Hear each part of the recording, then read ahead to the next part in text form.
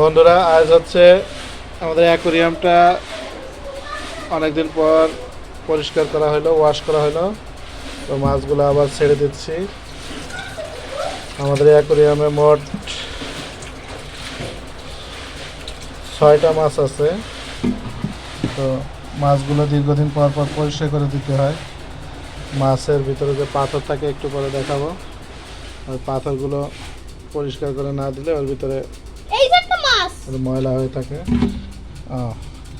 এইটা হচ্ছে আবার মুখ দিয়ে আটকে ঝুলে থাকে। আর ওই হচ্ছে অ্যাকোরিয়ামের সব ময়লা পরিষ্কার করে রাখে। এটা হচ্ছে সব থেকে পুরাতন মাছ, ওর সাথী মারা গেছে। আর এগুলো একটু তাড়াতাড়ি পানি দাও, নাহলে কষ্ট হচ্ছে ওদের। নিহান মিয়া মগ ভরে ভরে পানি দিচ্ছে। আর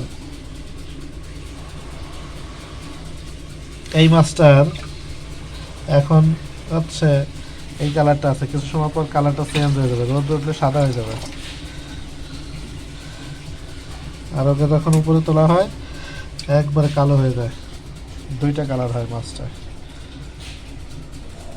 এই চলে আসছে পাথর।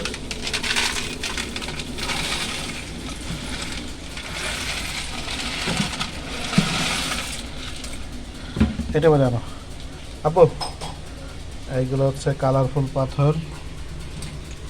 এটা হচ্ছে একটা শৈবাল, আমরা সেন্ট মার্টিন থেকে নিয়ে আসছিলাম। এগুলো হচ্ছে আর্টিফিশিয়াল ঘাস। এগুলো বিভিন্ন রকমের ঝিনুক।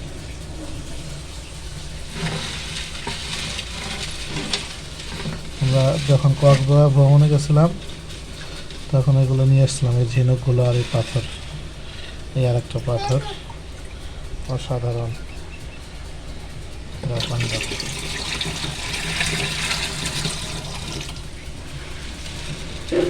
এই পাথরগুলো থাকলে 2টা কাজ হয়। একটা হচ্ছে ময়লাগুলো, ওরা যে খাবার খায়, খাওয়ার পরে যে ময়লাগুলো হয় এগুলো এই পাথরের ভিতরে পড়ে থাকে, বোঝা যায় না। আর একটা হচ্ছে অ্যাকোরিয়ামটাকে খুব সুন্দর দেখা যায়। এই দেখেন, এইভাবে আর দিও না, নষ্ট হয়ে যাচ্ছে।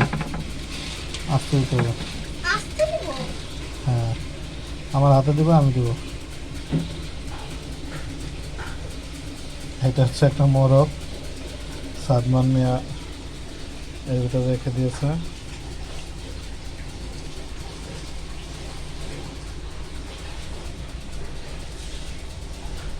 মাছগুলো এখন একটু শান্তি পাচ্ছে।